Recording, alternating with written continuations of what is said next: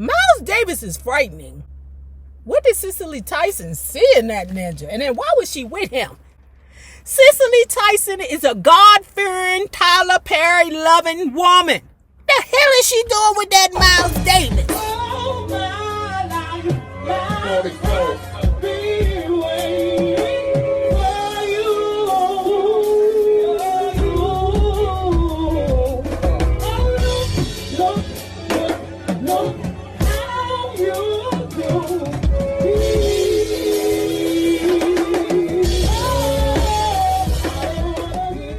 hello there, love bugs. Hello there, Bellas.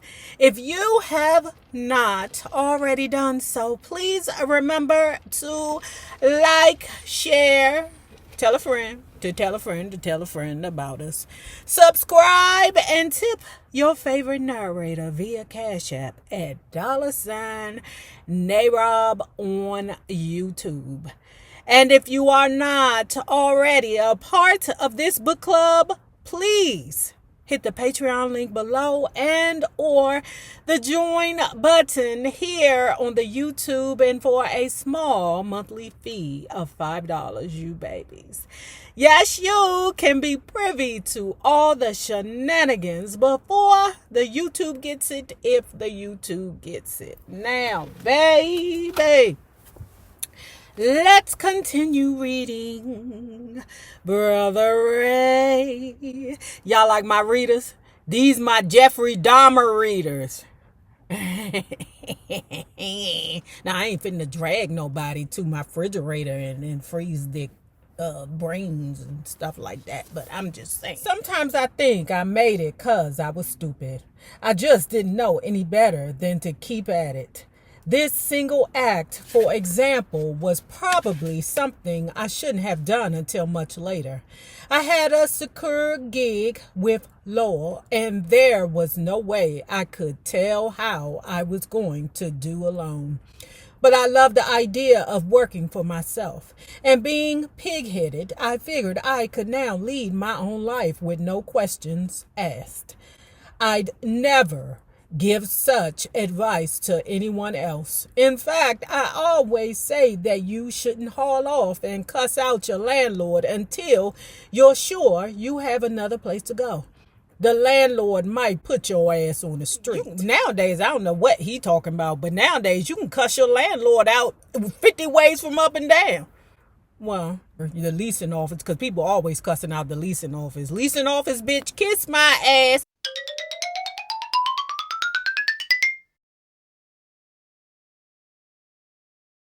Listen, as long as I pay my rent on time and there ain't no disturbances coming from my house, like I'm, going against the noise ordinance and all that other stuff. And if I do, if it only happened once a year, get out my face and shut up talking to me.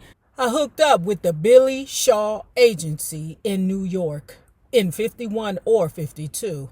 And I can still remember that first meeting with Billy when he laid it on the line with me. He told me something which scared me, but it was something which I'll never forget. Best thing that I could tell anybody in this world is take your time. Now, don't take too much time, okay? But take your time with everything. A ninja meet you, 2 weeks later, he want to marry you and y'all move in together. Something ain't right. Leave it alone. 2 weeks in to a new job, and now all of a sudden you find yourself in a manager position. Something ain't right.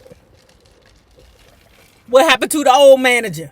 Why the old manager ain't stay? What happened? You gotta pay attention to the signs. You might be looking at it like, oh, this is a great opportunity. Yeah, a great opportunity to crash and burn. He told me something which scared me, but it was something which I'll never forget.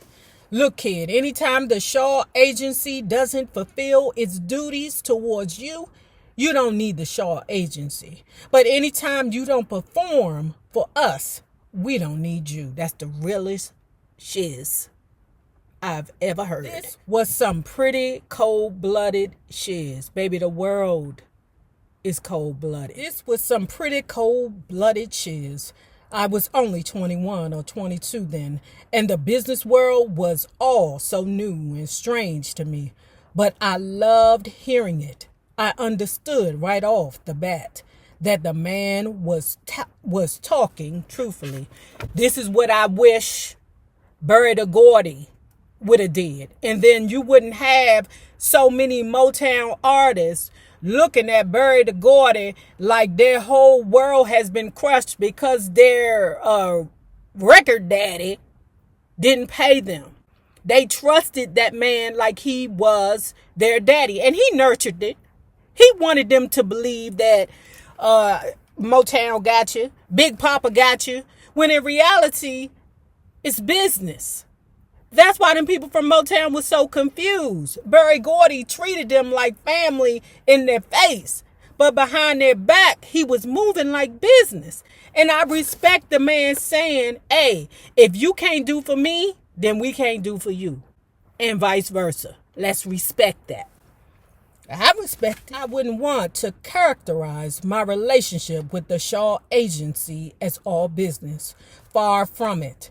Billy's wife, Lee, also worked there, and I've never known a kinder, sweeter woman. She was like a mother to me, and I can't tell you how I adored the lady. It was also in New York right around this time that I signed with Atlantic Records. Thing with Jack and Swing Time had been funny for some time. I'm not sure what happened, but now Jack was about to close up his recording operation, and I was more or less on the loose. I was staying at the Braddock Hotel at 126th and 8th Avenue in Harlem when Herb Abramson and Ahmet Ertegun came to see me about making records for them. Atlantic was a tiny label then. There was hardly anyone except Ahmet, Herb's wife, Miriam, and a doctor who was a silent partner.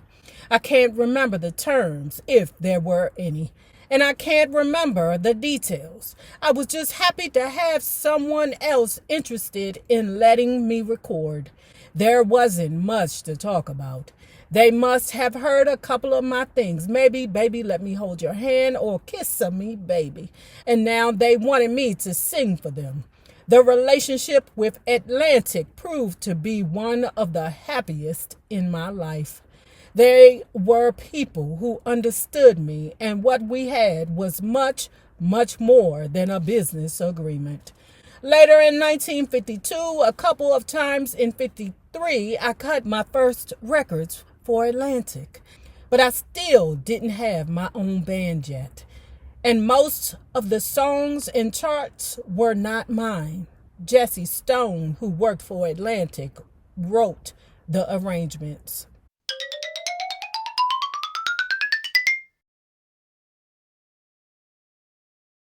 Child, you know he can't keep a woman long, okay? So he done left Eileen. Eileen, I don't want you no more, bitch. That's why I'm telling you, man, you cannot jump into anything with a Libra. Because we love you on Monday. Next Monday, we can't stand you. You can't fuck with us, man. I hate to say it like that, but we some wavering mother hoochies. You can't trust us. I'm telling you, you cannot trust us. And it's because we can't make up our mind. We don't know what we want to do. So why would you trust us to do something? New York never became my home. I didn't have a home. Not after splitting from Eileen. I just lived in one hotel or another. When someone wanted to write me or send me something, I gave them 565 Fifth Avenue as my address. The Shaw Agency. I still wasn't earning big money, especially compared to the white artists who had a hit record or two. With Lowell, when I was getting $50 a night, I might have made $12,000 in a year. As a single, sometimes I got $75 a night, but my yearly income remained more or less the same because I wasn't working as often. The struggles hadn't stopped, not by a long shot. There'll still be long droughts before the rainfall. My social life centered around finding gigs. I can't really say that I ever hung out with anyone. If I went to a club, I was in the hopes of sitting in and maybe finding work. I always had a purpose and a motive. Loud parties, large crowds, being out with the gang. None of these things interested me. Pause. Yes, I am a lunatic. Yes, I am crazy. Yes, I can get consumed by a mission. Baby. And all us Libras have it. When we on that hustle, don't talk to me. Oh, I can't answer my phone call. What you want? You know I'm on this hustle. You know I'm trying to get A, B, C, and D connected. You know I don't have time for your frivolous bullshit, baby. I'm trying to get paid. So I have a duty that every piece of free time she has, she spend it with her nigga. Baby, that ain't me. I feel sorry for my wife because my wife is a Virgo. And her best compatibility is a Cancer. And you know, all Cancers want to do is just hang around their relationships. I feel bad for the girl. I don't know why and how she ended up marrying me. But I'm telling you, okay, when I'm focused on something, I'm focused on that. And 9 times out of 10, 10 times out of 10, it's never a relationship. When shiz is effed up for me, I'm going to be effed up until shiz get right for me. I found out my wife was cheating on me and she had some old husband nurse somewhere down there to the, I don't know, the Domino's pizza. They meeting at the Domino's and they sucking each other in the face secretly.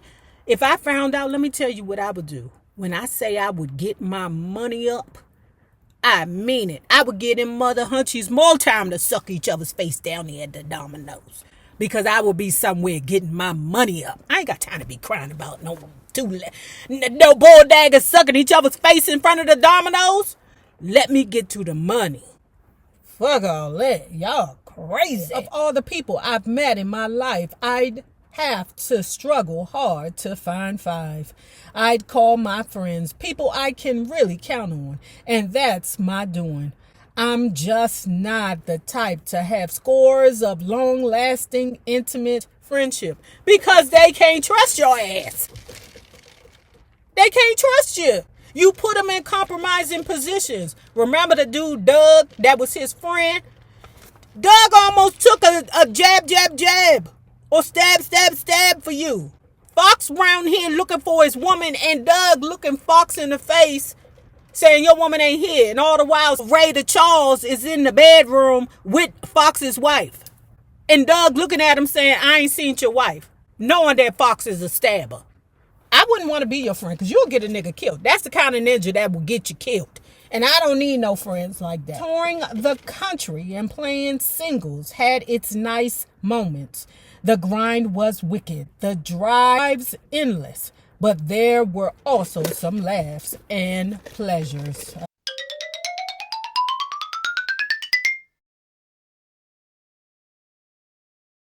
Around this time when I was out as a single, I happened to be in Kansas City for a week or so between gigs. I had some spare time to go out looking for sessions. I met up with Miles Davis. Y'all, let me tell you something about Miles Davis. And I ain't even trying to be funny, okay? Because my headline is receding like a mother hunchy. That's part of the reason why we had to cut your girl down low. But girl, as a child, when I tell you I used to see pictures of Miles Davis, and that shit was frightening to me. Like, that's not a human being, mama. What is that, mama? Why is it looking like that? And then it was like he had this comb back thing. It was crazy, girl. It was like, is he putting sponge curlers in his shit at night? Do he not know that his forehead is that big? Has it always been that big? Answer yes. Miles Davis is frightening. What did Cicely Tyson see in that ninja? And then why was she with him? Cicely Tyson is a God-fearing, Tyler Perry-loving woman. The hell is she doing with that Miles Davis? Around this time when I was out as a single, I happened to be in Kansas City for a week or so between gigs. I had some spare time to go out looking for sessions. I met up with Miles Davis. He was playing a club 3 blocks down from my hotel, and he invited me to sit in. We jammed all night long. Miles turned out to be a nice cat. I liked listening to his growling, crackling voice. Of course, I'd always loved the way he played trumpet for the period. He was into very modern music, and that suited me fine. I hooked up with Al Hibbler, who's also blind, and there's a funny little story to tell you about him and me in Chicago. Here we go, the blind leading the blind. Could you imagine 2 blind boys out here getting in trouble? How?